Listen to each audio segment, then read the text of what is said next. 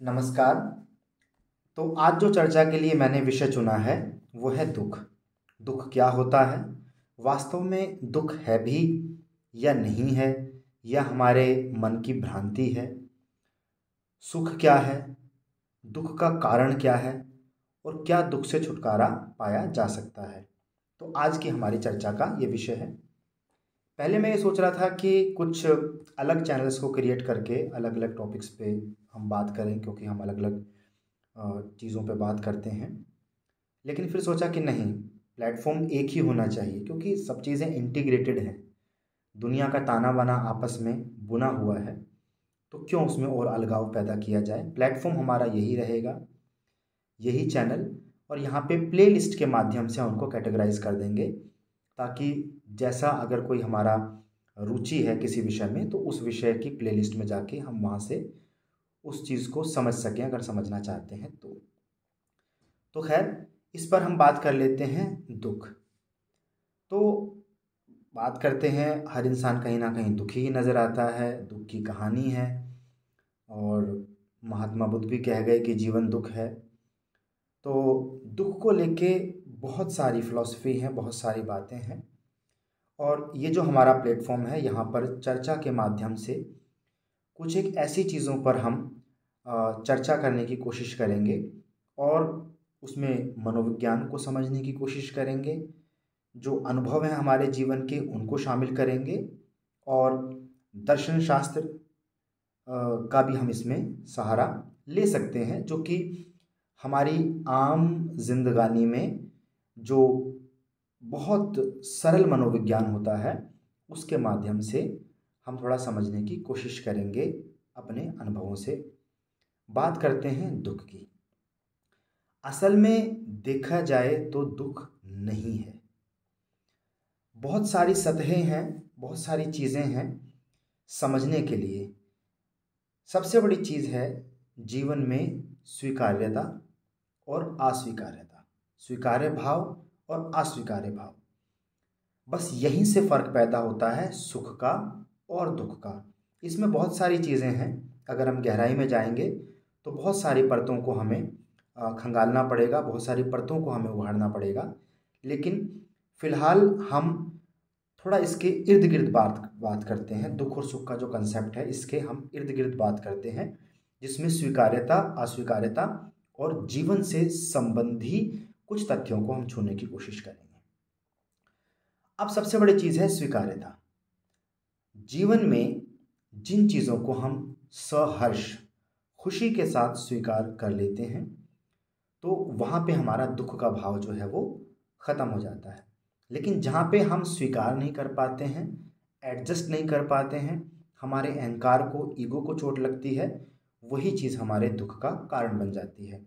तो ये कहीं ना कहीं अनुभव की बात है, क्योंकि कुछ पीड़ाओं को मैंने झेला है, जिनमें से एक एकांत है। एकांत एक ऐसा विषय है, अकेलापन एक ऐसा विषय है जो कि बहुत ही दिलचस्प, बहुत ही महत्वपूर्ण है। और इसका एक अनुभव है अ, मेरे जीवन में। इस पर विस्तार से हम कभी एक अलग टॉपिक लेके चर्चा कर सकते हैं कि एकांत क्या होता है, क्या इसके फायदे होते हैं, और कैसे हम इसमें सामंजस्य या संतुलन बैठा सकते हैं। वो एक अलग विषय है, उस पर हम फिर कभी चर्चा करेंगे। फिलहाल हम बात कर रहे हैं दुख सुख और उसमें स्वीकार्यता की। अब जिंदगी में होता क्या है कि हमेशा हमारी स्थितियां बदलती रहती हैं, और सबसे बड़ी चीज़ है कि नएपन को हम स्वीकार नहीं कर पाते हैं, या परिस्थितियों को हम स्वीकार नहीं कर पाते हैं। ऐसा बोला जाता है कि इंसान अपने परिचित दुखों को रख के खुश है। देखिए, नएपन से हम कितना डरते हैं कि इंसान बहुत दुखी है, हाँ, और उसको बोला जाए कि कुछ सुख हम आपको दे देंगे, लेकिन वो नया होगा, तो कोई इंसान उसको लेना नहीं चाहेगा, जल्दी से कोई इंसान नहीं लेना चाहेगा, क्योंकि वो सोचेगा कि जो नया सुख आने वाला है मेरी ज़िंदगी में, उससे तो मैं परिचित नहीं हूँ, कहीं ऐसा ना हो मैं उसे समझ ना पाऊँ और वो मेरे लिए इससे भी बड़ा दुख बन जाए। तो हमारा दुख जो है पुराना है, परिचित है, अब हमें उसके साथ जीना आ गया है, तो वही हमारे लिए ठीक है। चलिए, हम बात करते हैं स्वीकार्यता की। ज़िंदगी के अंदर हमारे सामने परिस्थितियाँ आती हैं, कभी हमारे अनुकूल होती हैं, कभी प्रतिकूल होती हैं, वह भी सिर्फ हमारी मान्यताओं के ऊपर है। अब होता क्या है, जैसे हमारे समक्ष कोई परिस्थिति आई और हमारे अंदर अगर ये संतुलन का भाव है कि हमने उस परिस्थिति को स्वीकार कर लिया, सहर्ष स्वीकार कर लिया, तब तो क्या होगा, हमें किसी भी प्रकार का दुख नहीं होगा। लेकिन अगर हमारे मन में नकार का भाव आ गया, और जब भी हमारे मन में नकार का भाव आता है तो वो कहीं ना कहीं दुख पैदा करके चला जाता है। जैसे कि मैं एक शिक्षक हूँ, आज मैं एक टीचर हूँ। अब इस चीज़ को अगर मैं स्वीकार ना करूँ कि अरे यार मैं तो आईएएस ऑफिसर होता, या कोई बड़ा अधिकारी होता, या कोई बड़ा बिजनेसमैन होता, तो कितना बढ़िया होता। मैंने स्वीकार नहीं किया, अपनी परिस्थिति को स्वीकार मैंने नहीं किया। अब यहाँ पे कई लोग कहेंगे कि ये तो एडजस्ट करने वाली बात है। ठीक है, एडजस्ट करने को मैं नहीं कह रहा हूँ। एडजस्ट को भी अगर हम समझें तो वो दो चीज़ों की यहाँ पे बात उठती है, जीवन के लिए समझौता और जीवन के साथ समझौता। जीवन के साथ समझौते को मैं सही नहीं मानता हूँ कि आपने समझौता कर लिया, यही मेरी नियति है, यही मेरा भाग्य है। नियतिवाद का जो सिद्धांत है वो एक अलग चीज़ है। ठीक है, वो एक अलग चीज़ है। लेकिन नियति को हमने क्या करा, अपना आलस्य का मित्र बना लिया कि यही मेरी नियति, अब मैं कुछ नहीं करूँगा।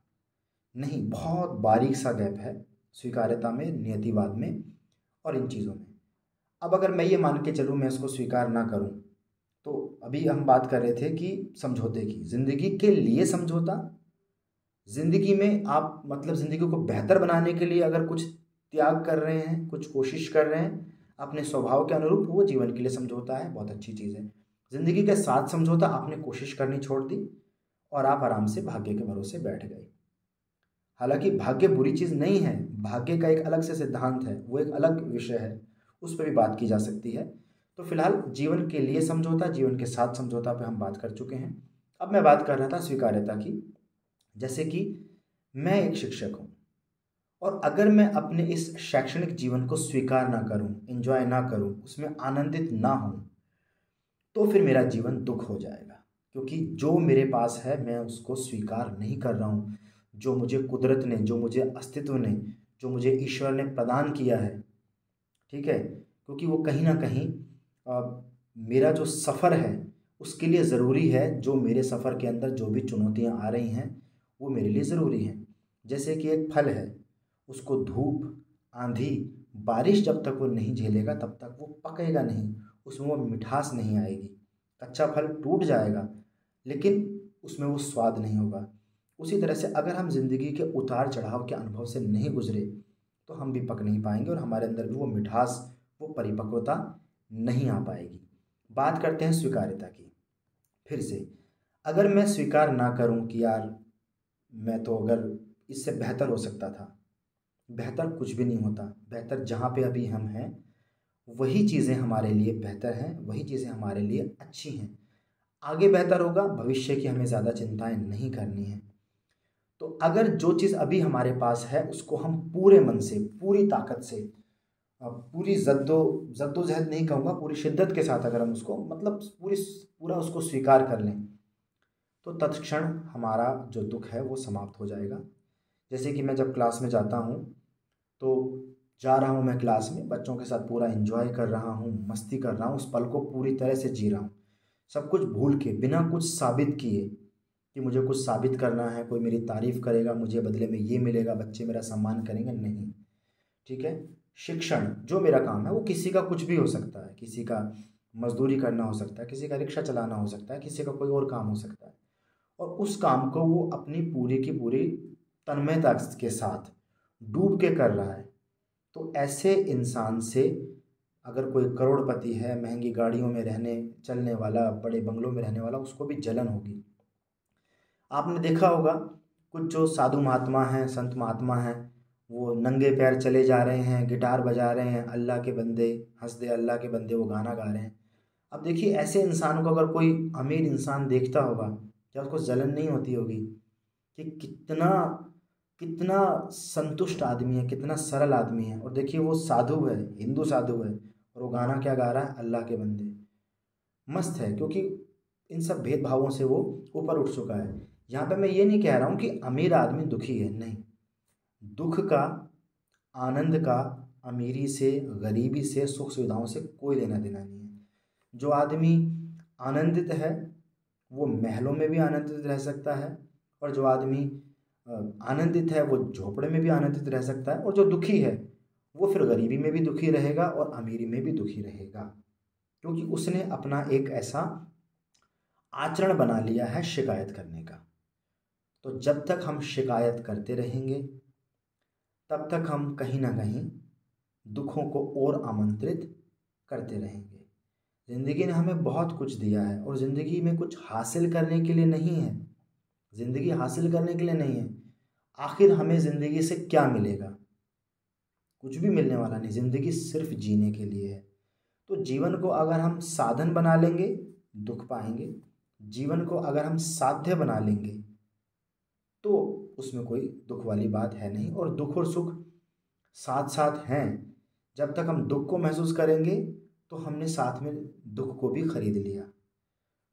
फूलों की अगर हम चाह करेंगे तो कहीं ना कहीं कांटे उनके साथ में आएंगे ही। ठीक है। तो फिलहाल हम इसी की बात कर रहे हैं कि जैसे सपोज कीजिए हमारी लाइफ के अंदर हम कोई भी काम कर रहे हैं और उसको पूरी तन्मयता के साथ डूब के कर रहे हैं, तो उसमें इतना आनंद आता है कि फिर वो जो पल है उसकी कीमत आंकी नहीं जा सकती, उस पल का मूल्य नहीं लगाया जा सकता। और अगर हम शिकायत करेंगे मेरे साथ ऐसा क्यों हुआ, मेरे साथ वैसा क्यों हुआ, मेरे साथ बुरा क्यों हुआ, बुरा कभी भी कुछ नहीं होता। ठीक है। ये हमारे मन के वहम है।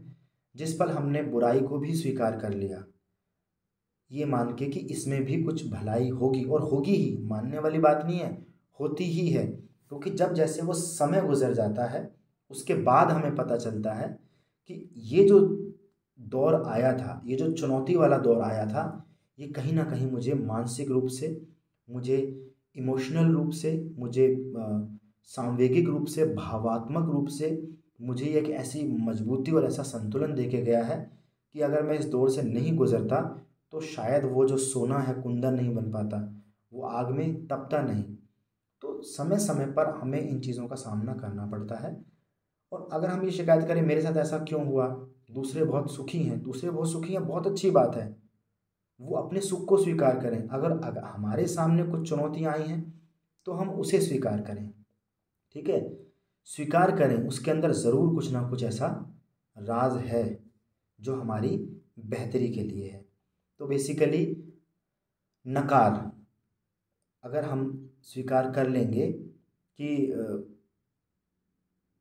जैसे ना हमारे मुंह से कम निकले। जैसे क्लास में कभी कभार बच्चे मेरे से पूछने के लिए आते हैं कि सर क्या मैं पानी पीने जा सकता हूँ, क्या मैं वॉशरूम जा सकता हूँ। अगर मैं कोई कारण नहीं पाता, कि भाई ठीक है इसको जाने देना चाहिए, तो उनको जाने दें।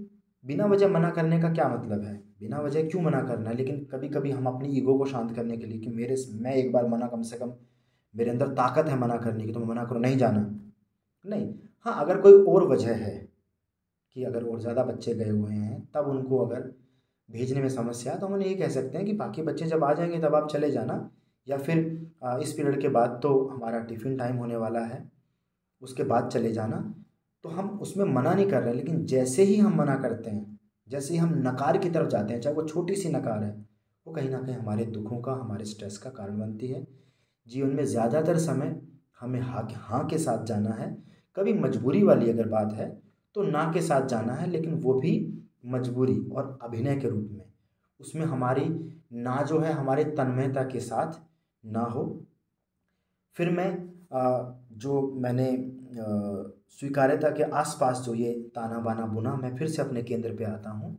स्वीकार, हमें जीवन को स्वीकार करना है, जैसा है बहुत खूबसूरत है। क्योंकि अंत तो गतवा, आखिर में सब कुछ हमसे छिन ही जाना है। फिर शिकायत कैसी, जो है उसे हमें स्वीकार करना है। अगर एकांत है, एकांत को स्वीकार करना है। अगर उदासी है तो उदासी का एक अपना अलग मज़ा है। अगर रेगिस्तान है उसका अपना एक अलग मज़ा है। ठीक है। गाड़ी में चल रहे हैं उसका एक अपना अलग अलग मज़ा है। पब्लिक ट्रांसपोर्ट में चल रहे हैं तो वहाँ पे कुछ अलग ही दृश्य होते हैं, अलग एंजॉय करने वाली बातें होती हैं। अगर आप हवाई जहाज़ से जा रहे हैं तो हम उसे एंजॉय करें, ठीक है, हवाई जहाज़ के सफ़र को एंजॉय करें, ठीक है, आसपास की कंपनी को एंजॉय करें, एयर होस्टेस की आवभगत को एंजॉय करें। लेकिन अगर हम ट्रेन से जा रहे हैं, अगर परिस्थिति ऐसी है कि हम ट्रेन से जा रहे हैं, हवाई जहाज़ से नहीं जा सकते, तो ट्रेन की खटर पटर और वो जो फेरी वाले बेचते हैं, नारियल ले लो, ये ले लो, पेठा ले लो, तो वो एक अलग आनंद है। बेसिकली जीवन जीने के लिए है, स्वीकार करने के लिए है, और उसका एक अलग ही आनंद है। तो मेरा यहाँ पे कहने का सिर्फ यही मतलब है कि अगर हम नकारेंगे कि ऐसा क्यों हुआ, वैसा क्यों नहीं हुआ, और दूसरों से अपनी ज़िंदगी को कंपेयर करेंगे, तो नहीं, दूसरे अगर सुखी हैं तो ठीक है, कोई बात नहीं, वो सुखी हैं तो उनमें भी हमें खुशी देखनी चाहिए कि एटलीस्ट दूसरे तो खुश हैं, उसमें क्या प्रॉब्लम है। और अगर हमारे को कुछ चैलेंजेस मिले हैं तो वो हमारी बेहतरी के लिए हैं, वो हमारे अच्छे के लिए हैं। तो इस तरह से हमें छोटी छोटी चीज़ों से मुंह नहीं मोड़ना है, क्योंकि अगर हमको चैलेंजेस मिल रहे हैं तो कहीं ना कहीं शायद अस्तित्व या ईश्वर ये सोच रहा है कि हम चैलेंजेस को ले सकते हैं, ठीक है। तो इसमें कुछ ऐसा साबित करने वाली बात भी नहीं है, और हम बहुत बेहतर हैं, हम बहुत अच्छे हैं, हम अपने मालिक हैं। हमें अपना मालिक होना है, लेकिन बिना किसी अहंकार के हमें अपना मालिक होना है, विनम्रता के साथ मालिक होना है। ये नहीं कि अपनी हर एक चीज़ में, जैसे कि अगर मैं टीचर हूँ तो मैं उसके ऊपर अहंकार करूँ, नहीं। अपने जॉब को, अपने काम को एंजॉय करना एक अलग चीज़ है, लेकिन उस चीज़ का अहंकार हो जाना एक अलग चीज़ है। इस पर मुझे एक छोटी सी घटना याद आ गई कि एक बार 4-5 दोस्त जो थे, बचपन के दोस्त थे, वो कई सालों बाद उनकी आपस में मुलाकात हुई। तो वे अपने अलग अलग पदों पर पहुंच गए। उसमें कोई नेता बन गया, कोई कलेक्टर बन गया, कोई डीएम बन गया, कोई एसएचओ बन गया, और एक कोई शिक्षक बन गया। तो अब उसमें होता क्या है कि वे अपनी अपनी बातें बोलते हैं कि भाई बताओ तुम्हारा क्या है। तो एसएचओ कहता है भाई हम तो अच्छे अच्छों को पानी पिला दें, और हमसे तो लोग कांपते हैं क्योंकि पावर है हमारे पास। तो सब कहते हैं हाँ भाई तुम्हारे पास तो पावर है। दूसरे से पूछा जाता है, कहता है कि भाई हमारे सामने तो जैसे एसएचओ के सामने आम लोग पानी भरते हैं, तो दूसरा जो कलेक्टर था या डीएम था वो कहता भी हमारे सामने तो एसएचओ तक पानी भरते हैं क्योंकि हमारे पास उनसे भी ज़्यादा पावर है। ये चलो ठीक है। फिर आगे नेताजी से पूछा जाता है, वो कहता है हमारे सामने तो कलेक्टर और डीएम भी पानी भरते हैं क्योंकि हमारे पास और भी ज़्यादा पावर है। फिर शिक्षक से पूछा जाता है भाई आप अपने बारे में कुछ, आपके अनुभव क्या हैं। वो कहता है भाई मेरे कोई खास अनुभव तो है नहीं, मैं तो एक आम सा शिक्षक हूँ, लेकिन हाँ मेरी क्लास के ऊपर मेरा अच्छा रोब चलता है, जिसको चाहे कान पकड़ के मुर्गा बना दो। और फिर वो लोग आगे चल के, उनकी मर्जी है, किसी को टीचर बनना है टीचर बने, किसी को एसएचओ बनना है एसएचओ बने, किसी को डीएम बनना है डीएम बने, और किसी को कलेक्टर बनना है या नेता बनना है नेता बने।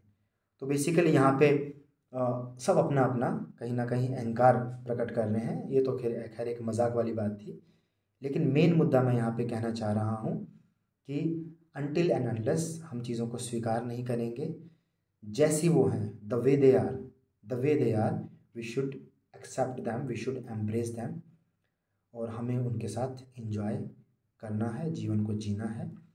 अगर ये चीज़ हमें समझ में आ गई तो सुख हमें अति उत्साहित नहीं करेंगे, और दुख हमें अति हतोत्साहित नहीं करेंगे, ठीक है। और दोनों के बीच में जो महीन सी रेखा है उसको हम समझ पाएंगे, और ये चीज़ें हमें मतलब उस तरह से नहीं छू पाएंगी, और जिसे हम कहते हैं इन सब से हट के, जिसे एक आनंद कहते हैं जीवन को स्वीकार करने का, वो चीज़ कहीं ना कहीं घटित होगी।